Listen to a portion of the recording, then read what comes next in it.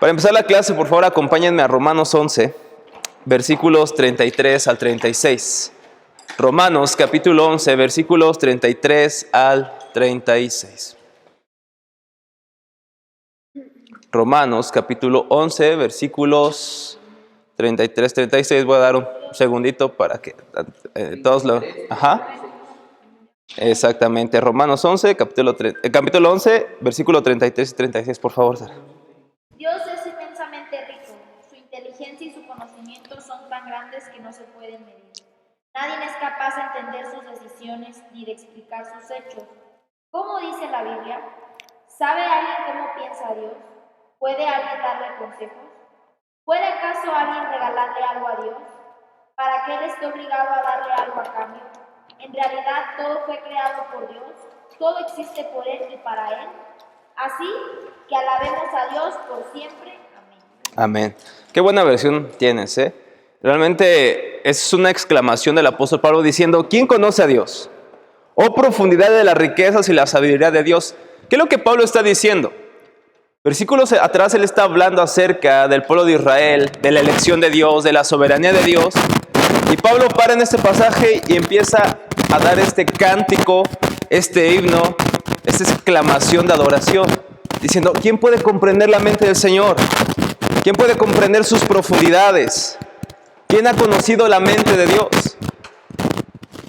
Con esto nuevamente quiero recordarles que cuando nos acercamos a Dios no nos estamos acercando a un ser creado como nosotros. No nos estamos acercando a un objeto que podamos conocer perfectamente, como quizá podemos conocer algo en esta creación, sino que estamos hablando del ser y la persona de Dios. ¿Quién ha conocido la mente de Dios? Nadie, absolutamente nadie, ni el pastor más longevo, más viejo, ni siquiera el maestro más experimentado puede decir, conozco a Dios perfectamente.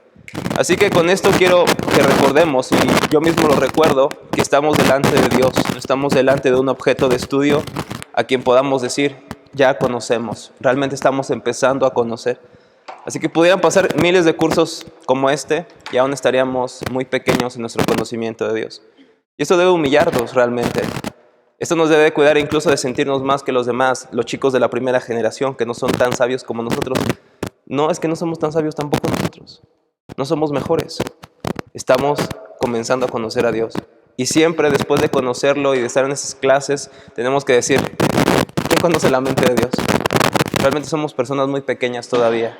Aún pudieras tener el cerebro más gigantesco, no puedes comprender perfecta y exhaustivamente quién es Dios. Y por eso Pablo dice, mira, no puedo decir nada más que porque de Él, para Él, y por Él y para Él son todas las cosas. A Él siempre sea la gloria. Así que recordemos y tengamos siempre esta actitud delante del Señor. No estamos delante de cualquier persona, estamos delante del Rey del universo. Así que vamos a orar, si me acompañan. Bendito Señor, muchas gracias, Dios. Gracias te damos, Dios, porque tú eres bueno con nosotros, Señor.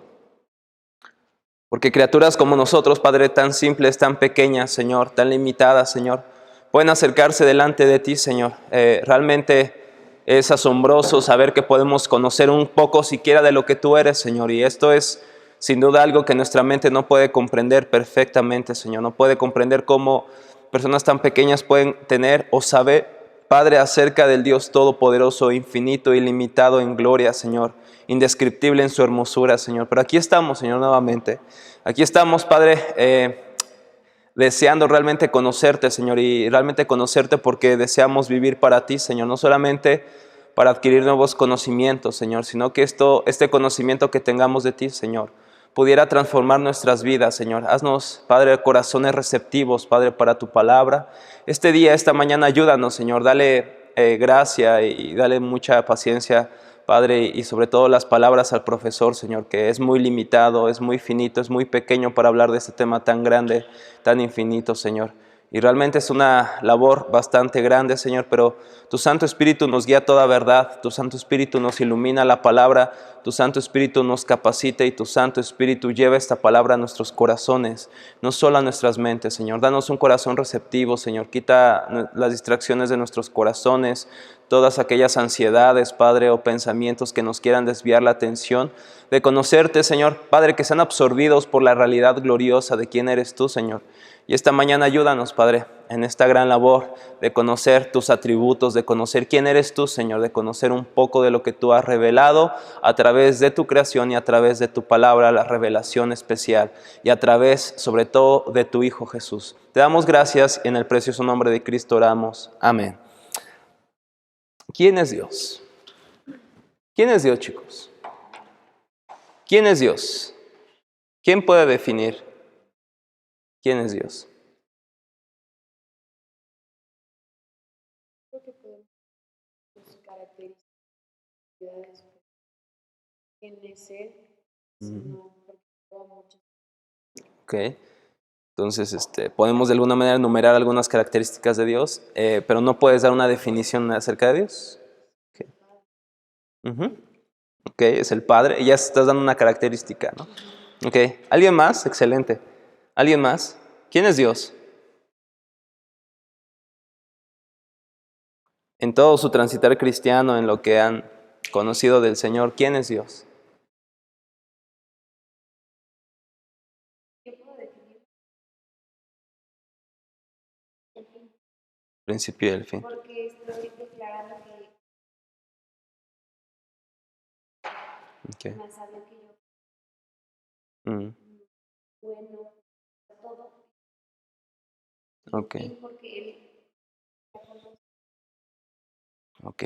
Entonces estás hablando de que Dios es eterno, Él no tiene principio ni tiene final, pero también Él lo sabe todo, ¿no?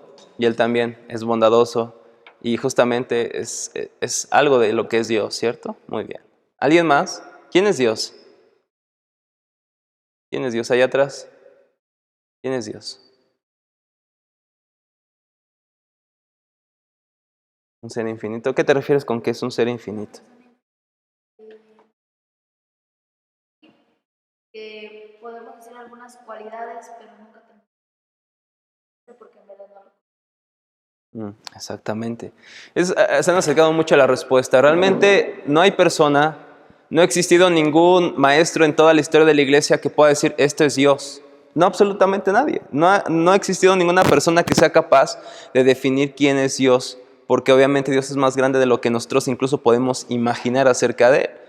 Dice el autor de Narnia, de los libros de Narnia, C.S. Lewis, decía, Dios no puede ser un producto de mi imaginación, porque para nada Él es lo que yo puedo imaginar de Él. Imagínate quién es Dios, y Dios es mucho más grande, más infinito, más hermoso de lo que te puedas imaginar. ¿Por qué digo esto? Porque nuestras mentes, en comparación de lo que dice Saraí, nuestras mentes son finitas, y Dios es infinito. ¿Y eso qué tiene que ver? Que bueno, nuestras comparaciones o nuestras ideas de Dios se quedan muy cortas a lo que realmente Dios es. Porque si nosotros pudiéramos imaginar a Dios, tendríamos entonces que también ser infinitos para imaginarnos al infinito. Sin embargo, somos criaturas finitas. ¿Y a qué nos referimos cuando decimos que somos criaturas finitas? Pequeños, tenemos un fin y que también tenemos limitaciones. ¿No es cierto que han existido personas muy inteligentes a lo largo de toda la historia, pero sin embargo siempre llega otro que es más inteligente? Y siempre va a haber alguien mejor que tú en un sentido porque somos finitos, no podemos alcanzar la perfección de la inteligencia, jamás podremos alcanzar la perfección de la belleza, jamás podemos alcanzar la perfección de cualquier labor o fuerza. No puedes, porque somos personas finitas. Sin embargo, cuando hablamos de la infinitud de Dios, es que Dios es lo más excelente que tú te puedas alcanzar a imaginar. Es mucho más que eso, Dios. Es mucho más bello de lo que nosotros podemos imaginar. Es mucho más poderoso de lo que podemos imaginar también. Así que por eso dice C.S. Lewis, Dios no puede ser un producto de mi imaginación porque para nada Dios es lo que yo puedo imaginar acerca de Él. Y está hablando una de las personas que escribió uno de los cuentos más maravillosos de todos los tiempos, las Crónicas de Narnia. Sin embargo, C.S. Lewis con toda su imaginación decía, mi imaginación no alcanza para eso. De la misma manera, cuando un profesor o un pastor intenta dar definiciones de Dios, estamos haciendo algo que es una locura. No podemos.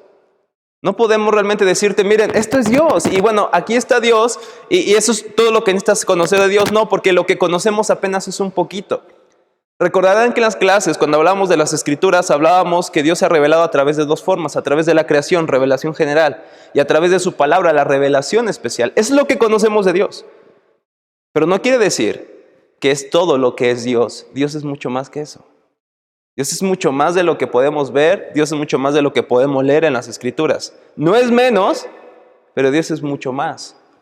Porque incluso estamos en estas clases pensando que después de terminar estas clases ya vamos a decir, ya somos expertos en conocer a Dios, y realmente no. Puedes pasar toda tu vida estudiando a Dios.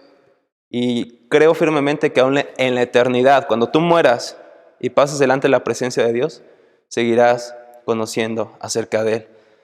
¿Por qué creo esto? Nuevamente, por nuestra condición de criaturas finitas. Aunque ciertamente en la eternidad nuestros cuerpos serán diferentes cuando vayamos al cielo. ¿Sí? Claro que sí. Nuestros cuerpos ya no sufrirán enfermedades. Serán cuerpos, no, ya se imaginaron así como Britney Spears, o no sé cómo se imaginaron, no, pero me refiero a nuestra condición, Ya no seremos personas dadas a la enfermedad, al sufrimiento. Dice que Jesús limpiará todas las lágrimas de nuestros ojos. Ya no habrá más dolor. Ya no habrá todo eso que nos atormenta, ¿no es cierto? Ahorita una de sus compañeras no está porque está enferma. Todo eso quedará atrás. Toda la enfermedad, el dolor que te ha causado las personas en esta tierra, entonces un día se desvanecerá. Pero algo quedará de alguna manera intacto. Seguirá siendo una criatura finita. Porque si fuéramos al cielo y alcanzáramos la infinitud, por así decirlo, el ser increíblemente infinitos, estaríamos siendo iguales a Dios, lo cual es imposible. Así que en el cielo, sí, tu cuerpo será diferente en el sentido que no tendrás más enfermedad. Tu cerebro por fin estará dedicado a Dios. Todas las cosas que piensen glorificarán a Dios. Aún así tendrás que conocer más y más a tu Salvador. Ahora será también algo muy distinto en que no solamente tendremos la palabra de Dios ya, ¿verdad? Sino que Dios estará frente a nosotros en Cristo Jesús. Nuestros ojos lo verán. Lo que hoy lees en la Biblia un día será tan claro como el amanecer. Pero aún así seguiremos conociendo a Dios. Y ese conocimiento no tendrá fin. Muchas de estas clases nos van a aburrir. Pero les puedo prometer algo. En el cielo no va a haber ningún momento de aburrimiento. Porque el aburrimiento de alguna manera es un efecto del pecado. Es algo que está mal. Y en el cielo no tendremos aburrimiento. Dios será nuestro máximo deleite, nuestra máxima gloria.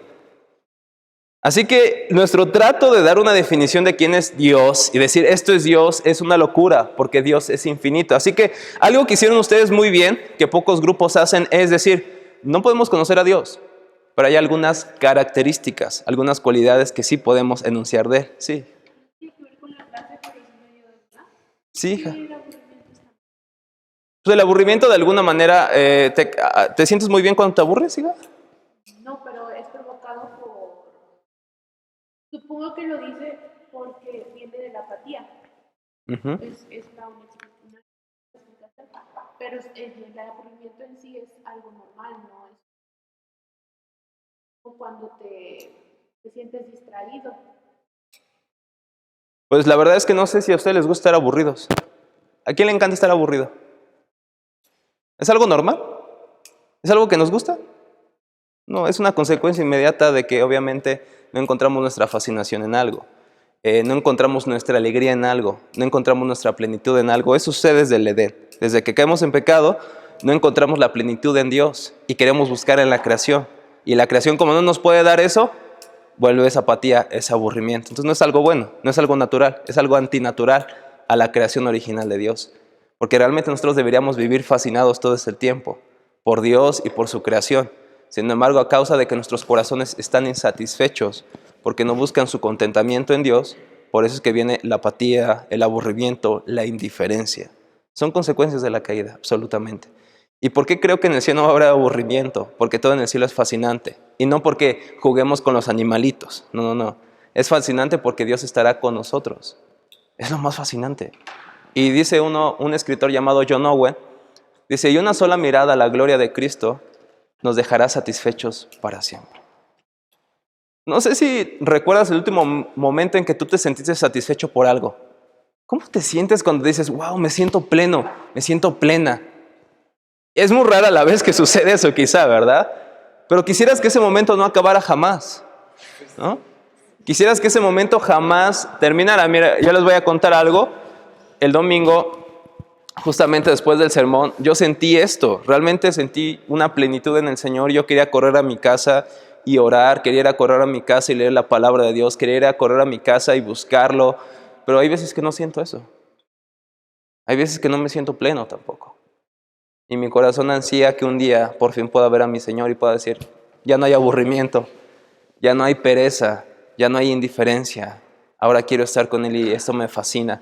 Obviamente esto lo vamos a experimentar plenamente en la eternidad, pero ¿no es cierto que esos momentos de plenitud donde dices, Dios es mi todo y quiero servir a Dios? Son momentos que suceden en nuestros corazones, pero no suceden siempre, no suceden todos los domingos, no sucede toda la semana. Hay ocasiones que Dios nos permite probar estas bocanadas del cielo, de la paz, del gozo, pero no es siempre así. Y un día que seamos redimidos por el Señor, completamente nuestra satisfacción estará en Él. Ya no tendremos que recurrir a las adicciones de este mundo, a buscar placer en el entretenimiento, a buscar placer en una persona, sino que Dios será nuestro todo, nuestro gozo supremo. Y eso va a ser glorioso.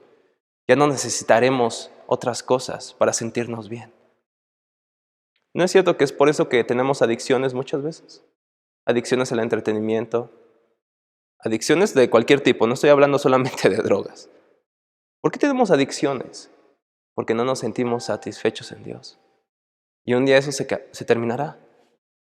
Yo la verdad espero ese día, donde no tenga que hallar mi deleite en otras cosas, para sentirme pleno, para sentirme bien. Por ejemplo, en lo personal, yo cuando no me siento bien, agarro mi moto y me voy al bosque, me voy a una montaña, porque me hace sentir bien eso.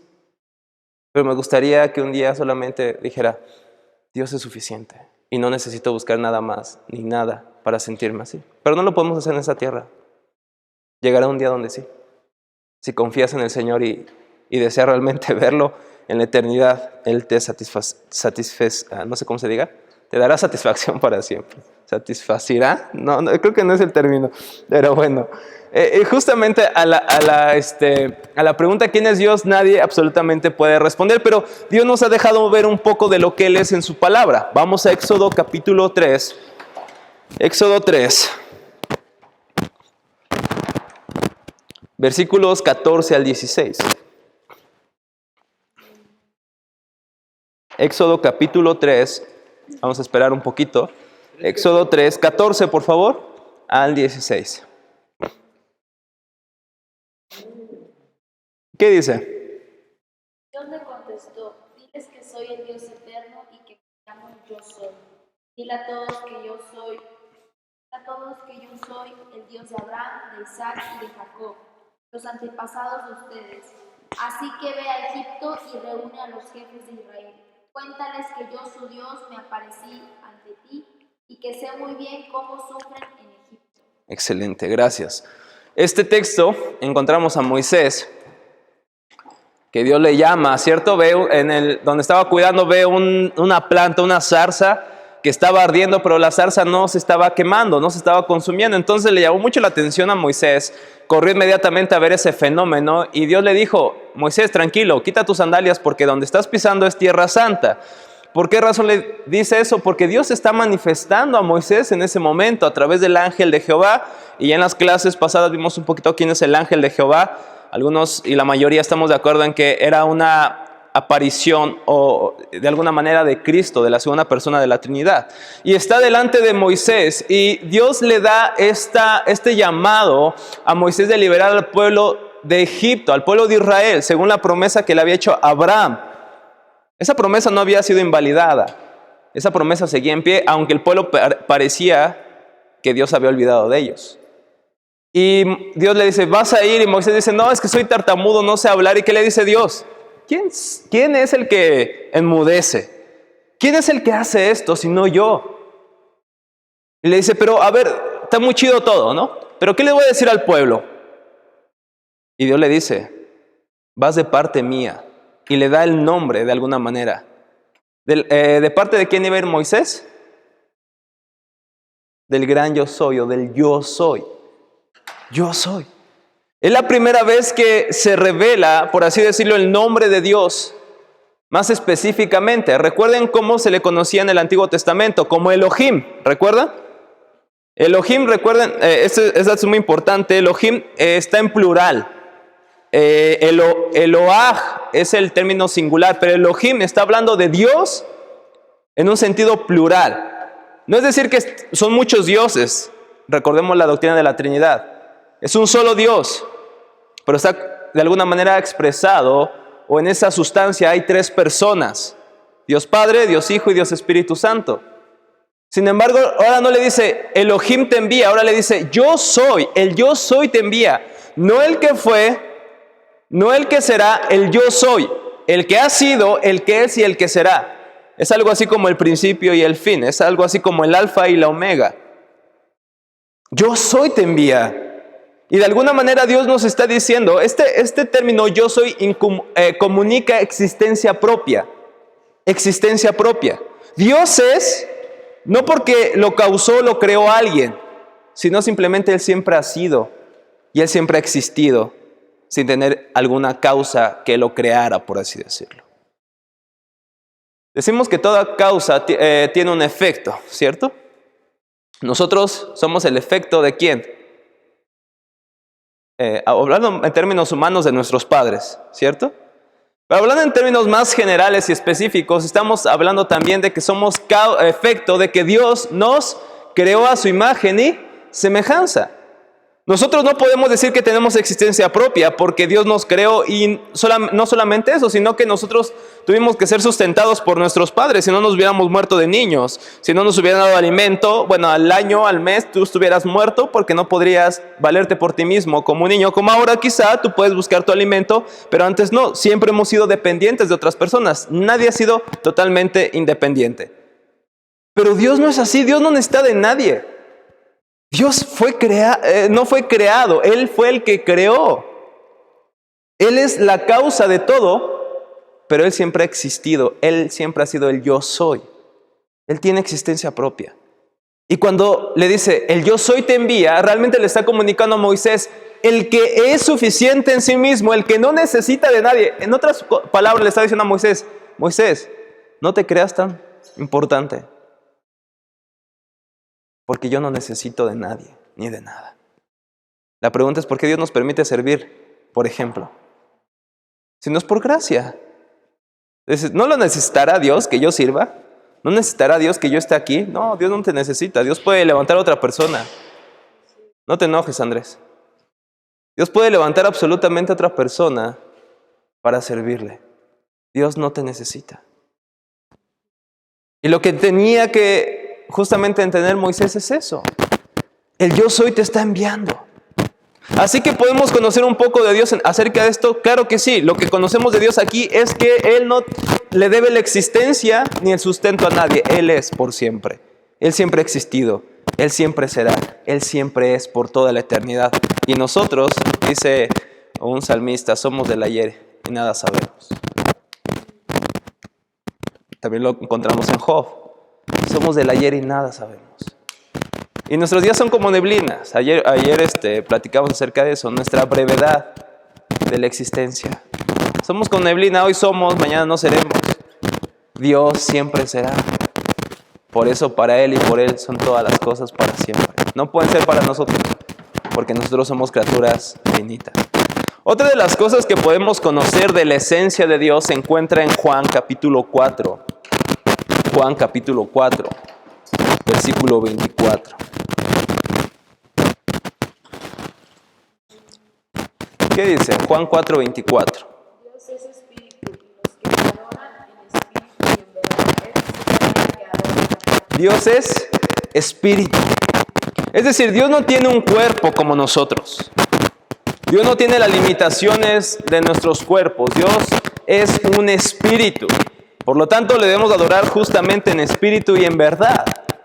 Otra de las cosas que podemos ver de Dios es su espiritualidad. Él es espíritu.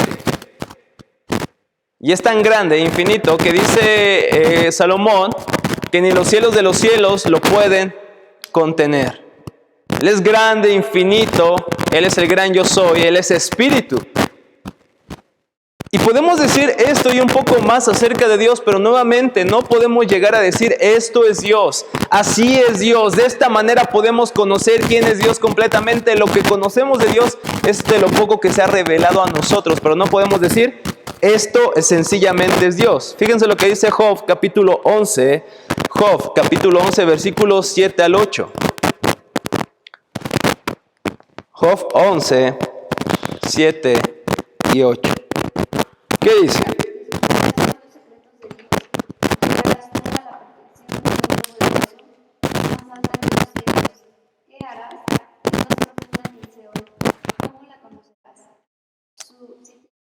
Siete, 8 nada más. Sí, exactamente. ¿Quién puede descubrir las profundidades de Dios? ¿Quién puede descubrir los límites de Dios poderoso? Porque dice, altos son como los cielos. ¿Acaso tú lo puedes hacer? Lo que realmente se está enfrentando Job es ante, de alguna manera, al no creer que es experto en conocer a Dios. Recuerdo un poquito de Job. Job pierde todo, ¿no? Su salud es mermada, se enferma, pierde todo lo que amaba. Y parecía que Job tenía todas las respuestas, ¿no? Y decía, no entiendo por qué Dios me mete aquí, por qué Dios es injusto en un sentido, por qué Dios de alguna manera me tiene como me tiene. Y Dios le tiene que enfrentar y decirle, a ver, ¿acaso tú conoces todos mis designios? ¿Acaso tú conoces todo lo que soy, todo lo que hago? Así que, por ejemplo, cuando pasamos momentos difíciles, no es cierto que quisiéramos reclamarle a Dios porque no está haciendo las cosas como nosotros quisiéramos que las hiciera. Y a veces tenemos que recordar que no somos Dios para saber cuáles son sus propósitos detrás de lo que está sucediendo, ¿sí?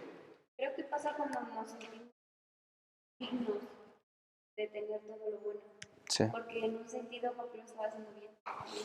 Era justo, era íntegro, pero eso a veces nos lleva a decir, ya soy merecedora, pues si lo estoy viendo, si lo estoy haciendo bien, lo lógico para nuestra mente es que me sucedan cosas buenas. Entonces lo rompe en nuestra mente y es como entonces, ¿cuál es la justicia? Porque no la entiendo. Exacto. Pero ¿de dónde proviene eso, Hiromi? De pensar que merecemos lo mejor, que pensar que merecemos la retribución de nuestros actos y mucho más que eso.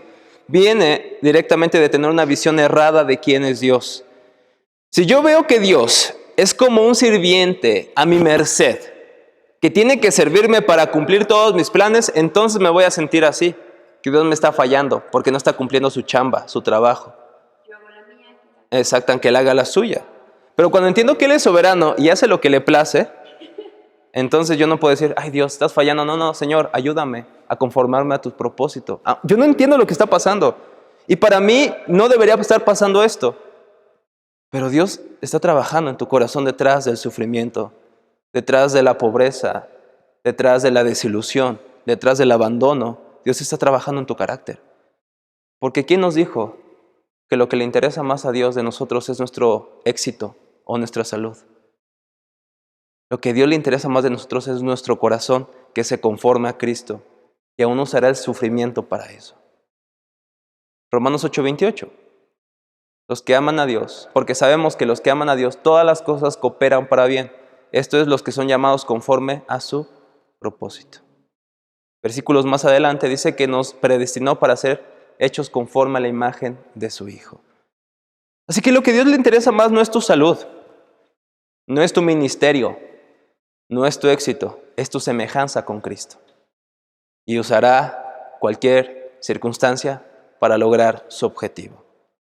Porque Él es soberano. De ahí surge, Hiromi, realmente el hecho de decir, Dios no está haciendo su trabajo, no me está dando lo que yo le pedí, no me está de alguna manera respondiendo, siendo efectivo como mi Dios. De hecho, muchas personas se alejan de la iglesia y del cristianismo precisamente porque Dios no cumple sus caprichos. Pero es que también muchos de nosotros, de los que les predicamos, les decimos, ven a Cristo y todos sus problemas se terminarán. De ustedes, díganme si todos sus problemas se terminaron. Pero su más grande problema sí está siendo aniquilado, que es su pecado.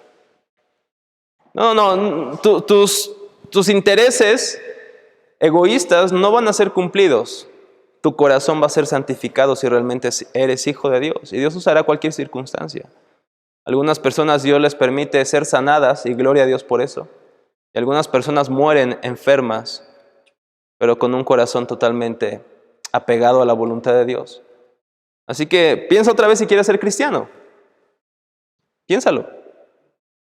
Porque el cristianismo no se trata de cuento de hadas, de cosas de un final súper feliz con el hombre de tus sueños, con la mujer de tus sueños. Qué bueno si llega. Pero el final feliz del cristianismo es nuestra semejanza con Cristo, no el cumplimiento de nuestros caprichos. Pregúntate nuevamente, ¿quieres ser cristiano? El cristianismo no es una oferta. No es una oferta de ven a Cristo y entonces Él te va a ayudar a alcanzar tu éxito. No, es ven a Cristo y muere a ti mismo. Carga tu cruz y síguele todos los días. Eso es cristianismo. Muere a ti mismo. Muere a tus deseos. Muere a tus ídolos. Muere a tus sueños para que los sueños y la voluntad de Dios se cumplan en ti. ¿Todavía quieren ser cristianos, jóvenes? ¿Sí? Y si quieres ser cristiano, déjame decirte que no es porque tú tienes una bonita voluntad, es porque Dios te ha hecho nacer de nuevo. Porque ¿quién en sus cabales elegiría ser cristiano?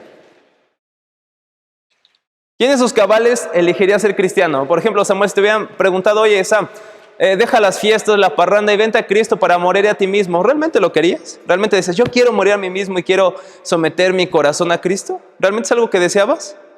¿Sí lo deseabas? Yo no lo deseaba, yo quería seguir en esto. Pero Dios cambió mi corazón. Porque realmente, naturalmente, yo no lo quería. Yo aborrecía, yo quería que Dios me dejara vivir, me dejara disfrutar la vida. Y llega Él y me arruina en un sentido la vida para no perderme. Pero fue porque Dios cambió mi corazón. Porque yo no lo quería, absolutamente, sí. Sí, por ejemplo, yo cometí el error de decirle a mi familia, pues sean cristianos, tal cual como si nada, porque para mí funcionó. Ya. Entonces fue pues sean cristianos. Y no, yo no entendía por qué no querían, ¿me explico? Sí, pero la diferencia es que yo había estado ya en el encuentro con el Espíritu. Eso fue lo que transformó mi vida. Pero decían, de buenas a primeras, no soy cristiana.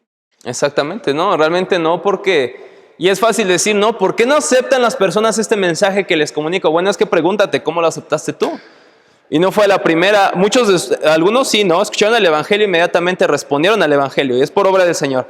Pero algunos de nosotros escuchamos una y otra vez el Evangelio, incluso pudimos asistir a iglesias y decir, bueno, no creo en esto y no quiero ser cristiano.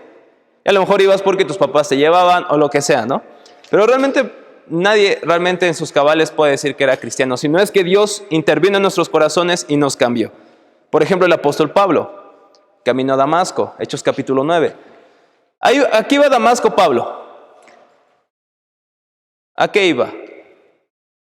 Iba a pedir chance para seguir matando cristianos y persiguiéndolos. ¿Qué sucede en Hechos capítulo 9? El Señor se aparece en una luz fulminante y lo deja ciego. ¿Y qué es lo que dice Pablo inmediatamente después de eso? ¿Qué es lo que quieres, Señor? O sea, Pablo fue cambiado, mudado en otro hombre cuando Cristo apareció en su vida. En un sentido la arruinó. Arruinó su vida. ¿No arruinó Dios tu vida también?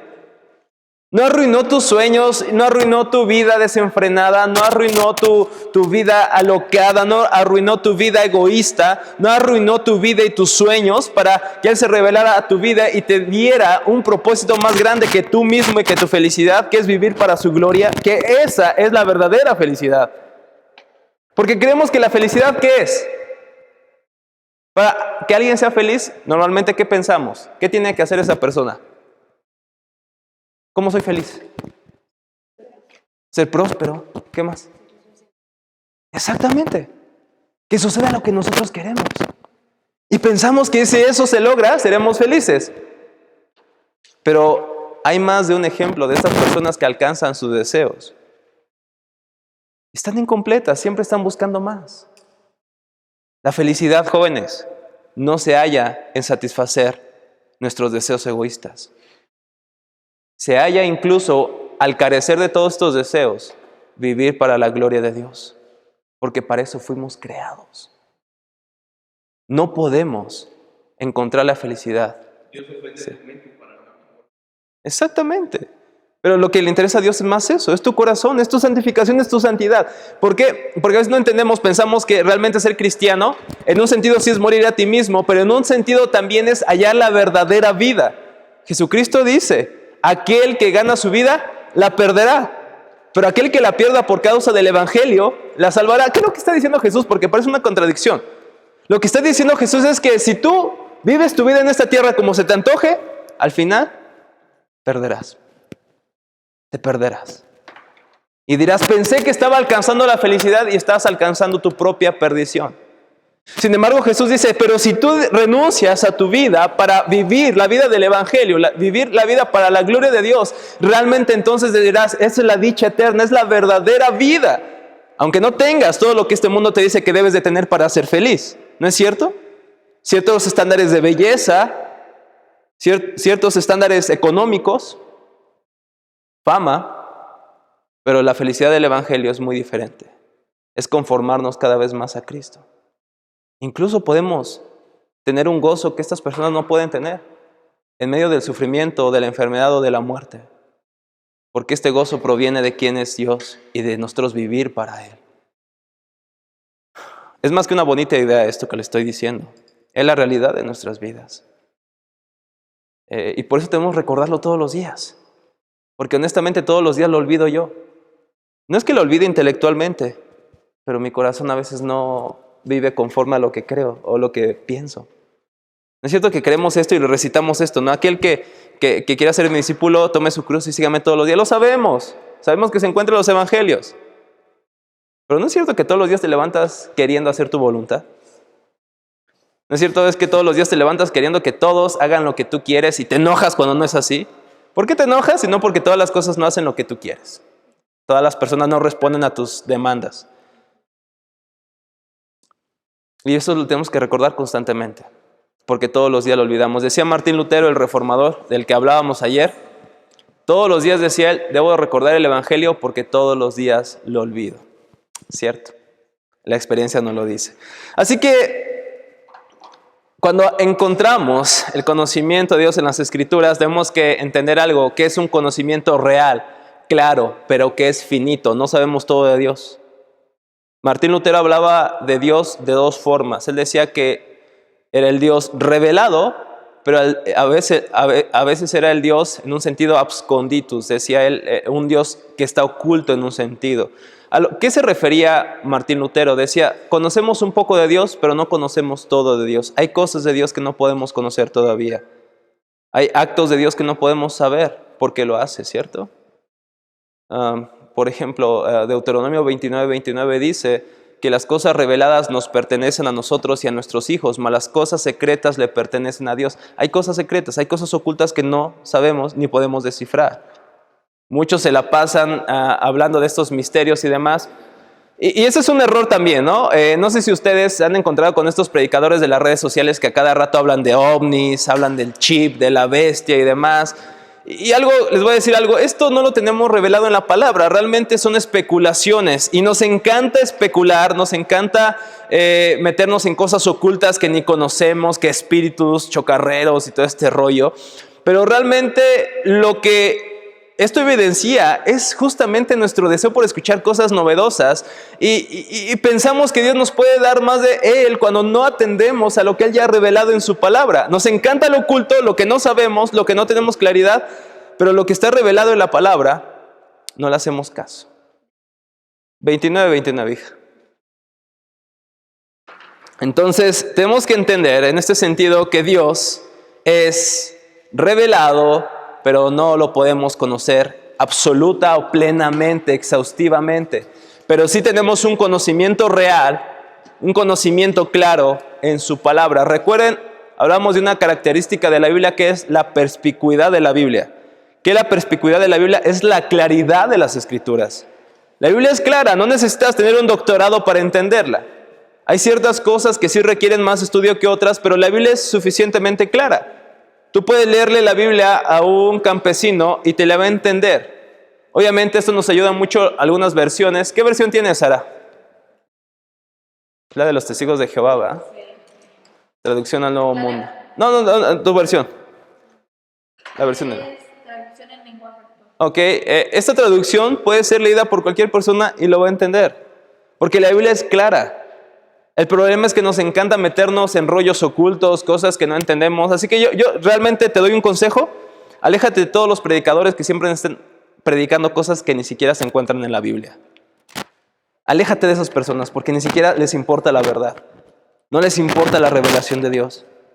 Así que en este sentido decimos que Dios se revela, pero que no podemos conocerlo absolutamente o del todo. Dice Juan Calvino, este gran reformador, decía: están únicamente manoseando con fría especulación aquellos que dedican su intelecto a investigar lo que es Dios, es decir, en la profundidad de su ser, cuando lo que realmente nos incumbe es saber qué clase de persona es Dios y qué es aquello que se aviene a su naturaleza. Lo que dice Juan Calvino es esto: no podemos especular y determinar y definir quién es Dios absolutamente o definirlo exhaustivamente. Lo que tenemos que hacer, nuestra tarea es saber lo que Él ha revelado en su palabra acerca de Él.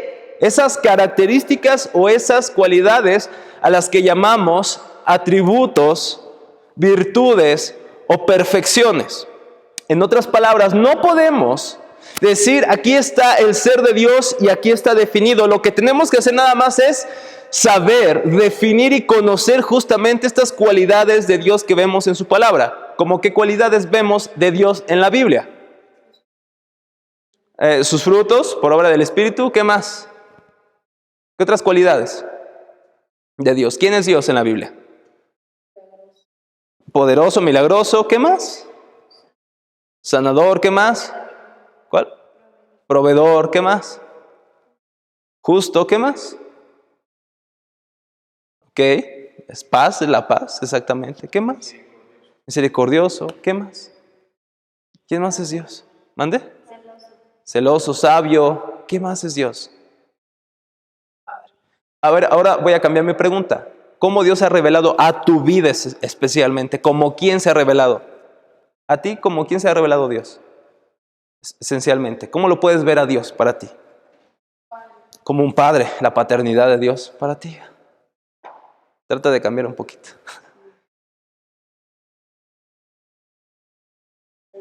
Como un salvador, exacto, para ti, Ceci. Como alguien misericordioso para ti. Ok, como sustentador, vamos a decirlo. Para ti, Jeromi. Como creador. José Carlos, para ti. ¿Cómo puedes ver a Dios según lo que Él te ha revelado en su palabra, lo que has visto de Él? Como el que te salvó, como el que un padre para ti, exacto. Andrés, para ti, como un sustento. Sam, como un padre. Estas todas son características que vemos de Dios en las Escrituras y son cualidades que podemos saber de Dios. Y todas estas cualidades es lo que conocemos de lo que Él es. No es que sea distinto, que a veces es un padre o que a veces es misericordioso, que a veces salva. No. Él es siempre un padre que salva. Él siempre es un padre que es misericordioso. No es que una vez sea santo y otra vez es perdonador. No. Su gracia es santa. Siempre sus atributos están de alguna manera trabajando juntamente. Dios, imagínense que si Dios fuera justo y no fuera santo, o que fuera poderoso y no fuera santo, ¿qué tendríamos? Alguien poderoso sin santidad. Un personaje en la historia, ¿qué se les viene a la mente? Alguien que ha sido muy poderoso pero muy malo. Exactamente. Ahí vamos a entrar con... pero bueno, hablemos por ejemplo de Hitler, ¿no? Hablemos de Hitler. ¿Quién? Va a salir en la grabación esto.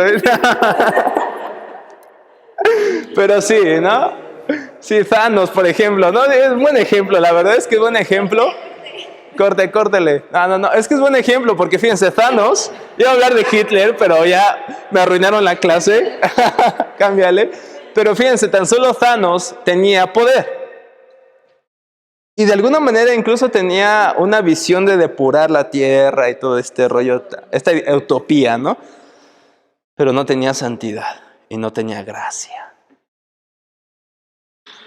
Si Dios fuera así, que no es un personaje de ficción, sino que Dios es el rey del universo, que sustenta todas las cosas con la palabra de su boca, si fuera poderoso y no fuera santo, misericordioso, pobre de nosotros. Pero Él es poderoso, pero también Él es santo. Y su poder es santo, y su santidad es poderosa. Es decir, todo lo que es Dios en un sentido, todo lo que podemos decir de Dios, de alguna manera define o trata de describir analíticamente quién es Dios. No podemos decir, esto es Dios, pero sí podemos dar algunas descripciones de quién es Él, a lo que llamamos atributos, o mejor, perfecciones. Preferiría que le llamáramos perfecciones. ¿Por qué atributos? No. Aunque lo usamos comúnmente en teología para referirnos a esas cualidades de Dios. Porque atributo es algo que le damos a alguien, ¿cierto? Algo que le atribuimos a alguien. No, a nosotros no le estamos dando nada a Dios. Lo que estamos haciendo es describiendo quién es Dios. Entonces yo preferiría usar el término perfecciones. Es decir, estas características es la perfección de quién es Dios. Cuando hablamos de santidad, Dios es la máxima expresión de santidad. Cuando hablamos de poder, Dios es la máxima expresión de poder. Y son sus perfecciones lo que conocemos de Dios, tanto en la revelación general, en la naturaleza, como en su palabra, en la revelación especial. Así que eso vamos a estudiar en la próxima clase. ¿Cuáles son estos atributos? Veremos algunas características de estos atributos. Y por último, reflexionaremos en Cristo, quien es la máxima expresión de las perfecciones de Dios. Así que vamos a tomar un receso.